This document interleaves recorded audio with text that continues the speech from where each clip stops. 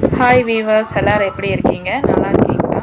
நாம் இன்றைக்கி பார்த்திங்கன்னா சுவையான சிக்கன் குழம்பு எப்படி பண்ணுறதுங்கிறத பற்றி தான் நம்ம பார்க்க போகிறோம். நம்ம பார்த்திங்கன்னா இந்த வீடியோவில் வறுத்தரைச்சி சிக்கன் குழம்பு எப்படி ப்ரிப்பேர் பண்ணுறதுங்கிற பற்றி தான் நம்ம இந்த வீடியோவில் பார்க்க போகிறோம்.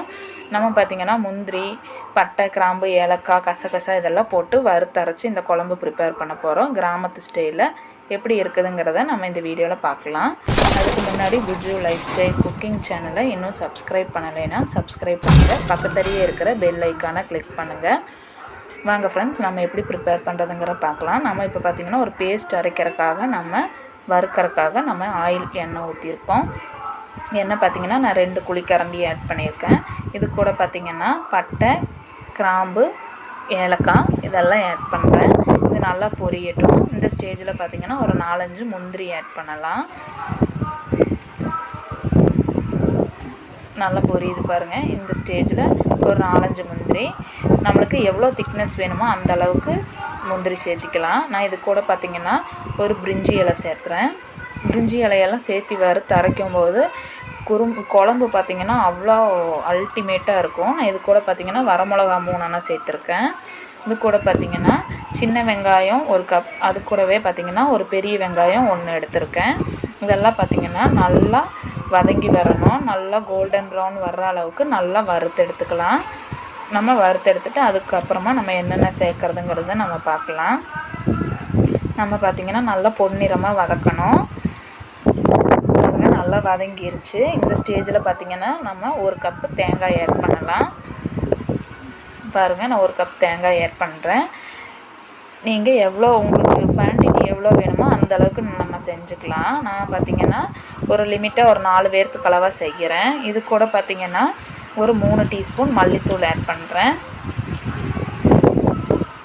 இது பார்த்திங்கன்னா நல்லா வறுத்துக்கலாம். அது கூடவே பார்த்திங்கன்னா நம்ம 1 டீஸ்பூன் மிளகாய்த்தூள் ஆட் பண்ணுறேன். நம்ம ஏற்கனவே காஞ்ச மிளகாயும் ஆட் பண்ணியிருக்கறனால காரம் பார்த்து சேர்த்துக்கோங்க. இப்போ இதெல்லாம் நல்லா வறுத்து நம்ம பார்த்திங்கன்னா சூடாறின உடனே மிக்ஸி ஜாரில் போட்டு பேஸ்ட்டை அரைச்சி எடுத்துகிட்டு வரணும்.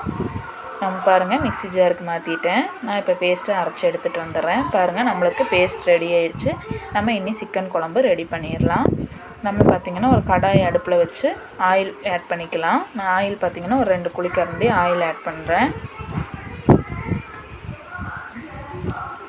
நீங்கள் ஆயில் இல்லைன்னா கடலெண்ணெய் எது வேணாலும் யூஸ் பண்ணிக்கலாம். நல்லாயிருக்கும். நல்லெண்ணெயில் எல்லாம் செஞ்சிங்கன்னா இன்னும் டேஸ்ட்டாகவே இருக்கும் சிக்கன் குழம்பு. நம்ம வறுத்தரைச்சி செய்யும்போது அவ்வளோ டேஸ்ட்டாக இருக்கும். நான் இது கூட பார்த்திங்கன்னா 2 பட்டை, 1 துண்டு கிராம்பு போட்டிருக்கேன். நான் நிறைய ஆட் பண்ணலை, ஏன்னா நம்ம வறுத்தரைக்கும் போதே போட்டிருக்கோமில்ல, அதனால் அளவாக தான் ஆட் பண்ணியிருக்கேன். இது கூட பார்த்திங்கன்னா கொஞ்சமாக அரை பெரிய வெங்காயம் ஆட் பண்ணியிருக்கிறேன். அப்புறம் பார்த்திங்கன்னா கருவேப்பிலை ஆட் பண்ணிக்கிறேன்.